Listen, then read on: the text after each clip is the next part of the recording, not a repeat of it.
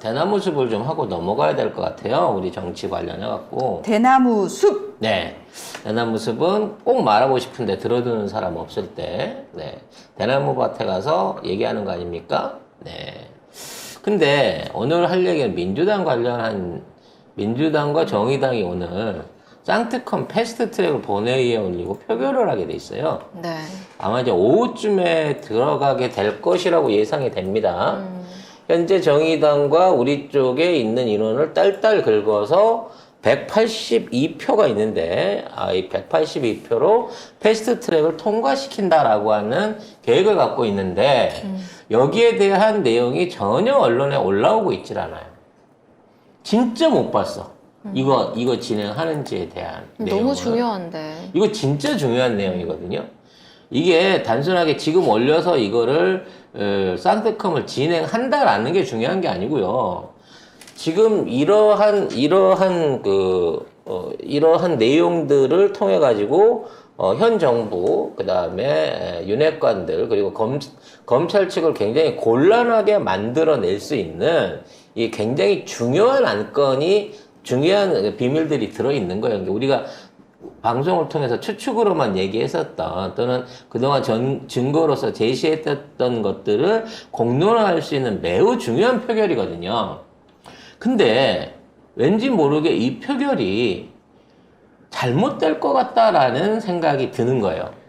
180이 돼야지 통과가 되는데 그렇죠. 최소 180표 이상 이탈자 없이 182표를 거둬야지 통과가 되는데 이게 안 될 수도 있겠다라는 불안감이 생긴다는 겁니다. 이게 무기명이라 너무 불안하죠.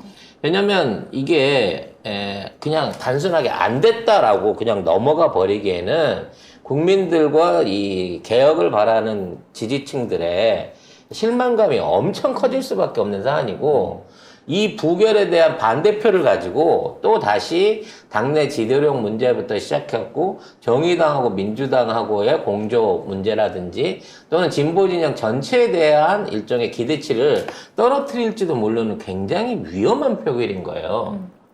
근데 이 표결에 앞서서 민주당의 전해철이가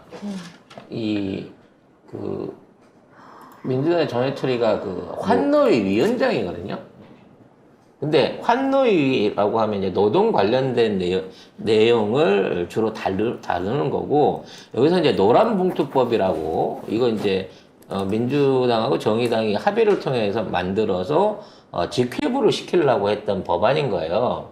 그래서 이번에 쌍특검의 교환 조건으로 노란봉투법도 같이 본회의에서 의결을 하기로 돼 있었는데, 민주당 위원장인 전해철이가 이거를 여야 간사끼리 추가 합의를 보라 그래갖고 반려를 시켜버렸단 말이야, 직회부를. 그래서 이미 민주당이 정의당하고 약속했던 조건을 하나 이미 깨버린 거예요. 명분상으로 봤을 때. 나는 왜 전해철이가 이런 행동을 했는지 이해가 안 돼요. 지금 국짐에서 주장하는 건 법사위에 계류 중이니까 이거 좀 그 결과 보고 하자라고 주장한 거고 법사위에 기다려봐야 통과 안 될 거니까 간사들끼리 모아갖고 이거 일단 직회부 시키고 본회의에서 통과시키자라고 해서 오늘 본회의에 이게 같이 올라왔어야 되는데 이거를 부결을 시켰단 말이야. 그럼 정의당 입장에서는 약간 배신당한 느낌도 드는 거고 찜찜한 부분도 있는 거라는 거죠.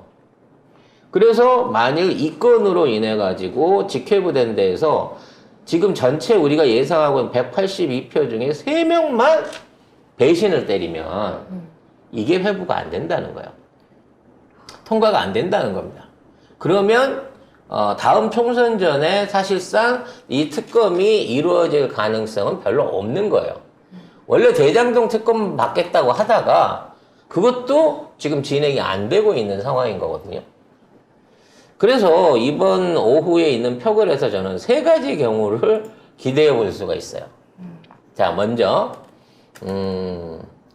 정상적으로 182표 정도의 우리 목표표를 지켜가지고 무사 통과가 돼가지고 쌍특검이 진행되는 겁니다. 표결이 되는 겁니다. 저는 이거 가능성 10%도 없다고 생각해요. 반드시 그 안에서 어떠한 형태로든지 표의 변화가 있을 거라는 거죠.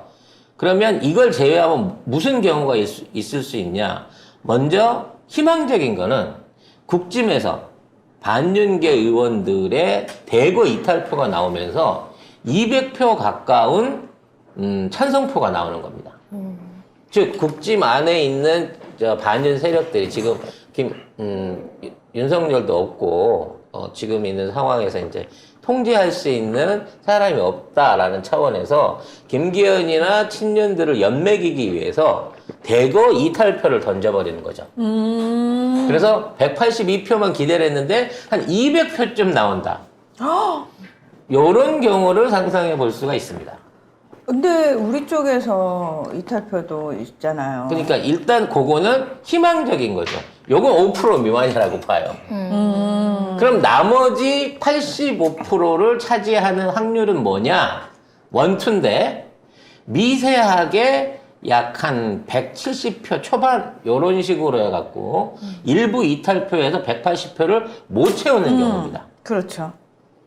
요런 경우 같은 경우에 이제 나중에 누가 배신했냐를 놓고 서로 이제 여야가 정의당과 민주당 사이에서 쟁점이 많아질 거예요. 그리고 찾아내야 된다. 누군지 몰라도 배신자를 찾아야 된다. 요런 이유로 갈 게 한 40% 정도 봅니다. 아니 근데 난 진짜 이해가 안 되는 게 왜 무기명으로 하는지를 모르겠어요. 그러니까 국회의원은 국민이 뽑은 거기 때문에 무기명 투표 자체를 못하게 해야 돼요, 그러니까 사실은. 다 기명으로 해야 돼요. 근데 무기명에 대해서는 그런 얘기도 있습니다. 박근혜가 탄핵이 된 게 무기명이기 무기명이어서. 때문에 저쪽 애들이 그 유승민을 위시한 그 사람들이 그래서 그때 박근혜 탄핵할 수 있었다 이런 얘기도 있거든요. 말도 안 됩니다. 결과적으로 포섭을 받고 사전 협의가 됐으니까 던진 거지. 뭐 기명이라서 던지고 무기명이라서 안 던지고 무기명이니까 더 편하게 할 수 그럴 있는 놈들 거예요. 아니에요. 그리고 내가 봤을 때는 그렇게 우리가 봤을 때는 그럴 수 있지라는 생각이 드는데 우리도 만약에 우리 내부에서 이탈표가 나오면 다 찾아내잖아요. 그리고 또 어떻게 했냐라고 하듯이 저쪽에서도 자기네가 생각할 때 이탈표가 나오면은 무기명일지라 그때 다 색출 작업 들어가서 사실 누구누구 던졌는지 거의 다 나온 상황이잖아요. 그래서 저는 더 이상 그게 의미가 없다. 자, 그래서 지금 우리가 우리 쪽 일부가 던져서 한 10표 정도 모자라는 상황이 40%라고 치면 가장 큰 경우를 차지할 수 있는 부분은 뭐냐면 30표 정도가 빠지는 거예요. 그러니까 150표나 140표 중반대의 찬성이 나오는 거죠. 즉 수박들이 준동을 해가지고 많은 숫자가 생각지도 못하게 많은 숫자가 빠짐으로 인해서 이 특검이 쌍특검이 무산되는 경우가 올 수 있습니다. 이거는 검찰도 원하는 거고요. 그러니까 검찰이 가장 많이 원하겠죠. 왜냐하면 이거 들어가게 되면 지금 사법부가 털리는 거니까 박영수가 털리든 한동훈이 장관이 털리든 결과적으로 이 두 특검 안에는 전부 다 사법부가 배후에 들어있기 때문에 얘네들은 어떻게든 안 막으려고 할 겁니다. 못하게 하려고 할 거예요. 수박이 됐든 캐비넷에 걸려있던 놈들한테 전부 다 너 이번에 부결 던져라고 압박을 주고 있을 겁니다. 근데 아까도 설명드렸다시피 일부 몇 표만 던지면요 색출 작업에 의해서 드러날 수가 있거든. 그러니까 이걸 못하게 하기 위해서 일부 아예 집단적으로 기권이나 반대표를 던져가지고 한 30명 정도가 빠지는 상황을 만들어버리는 거죠. 그래 놓고 얘네들은 이게 다 이재명 때문이다 라는 방식으로 이걸 몰아가는 전략으로 쓸 가능성이 저는 가장 높다고 봅니다. 이게 왜 이재명 때문이야, 근데? 이재명의 사법 리스크 때문에 의원들이 이거를 던지는 걸 주재했다든지 아니면 이재명에 대한 당 장악력 또는 지도력에 의심을 품은 의원들이 반대표를 던졌다라는 방식으로 악용할 가능성이 있다고 보는 게 제일 큰 걱정이에요. 근데 우리가 예고 없이 지금 이러고 가고 있지만 표결을 해갖고 만일 이 결과가 나온다고 이런 식으로 그러니까 우리가 가장 생각해보는 제가 생각할 때 5%, 10% 정도의 가능성으로 182표를 해서 무사 통과가 되는 이 그림보다는 부결이 될 그림이 훨씬 크고 이게 민주당 안에 있는, 그러니까 민주당을 비롯한 진보 진영에 대한 불만과 어떤 그 실망감을 확 키운 상태에서 내일 원내대표 투표를 하게 되면 이게 나란히 붙어 있는 거야. 그러면 지금 의원들의 일종의 불안감 내지는 뭔가 지금 우리 내부가 잘못 돌아가고나 있구나라는 생각 때문에 이 원내대표 투표에도 영향을 미치지 않을까라는 생각을 해본다는 거예요. 그래서 오늘이 굉장히 중요한 날인 겁니다. 우리 정치 일정에. 저는 배신자가 없기를 바랍니다. 있겠지. 하지만 그동안 이재명 대표 부결 과정에서 드러났던 얘네들의 점자 자기 말로 통과시켜 준다고 해놓고 뒤통수를 쳤던 지금에 있는 상황을 보면 이 자식들은 결과적으로 몸값을 올리기 위해서 또는 검찰 캐비넷하고의 협상력에 의해 가지고 부결포를 던지는 배신자들이 나오지 않을까 싶어요.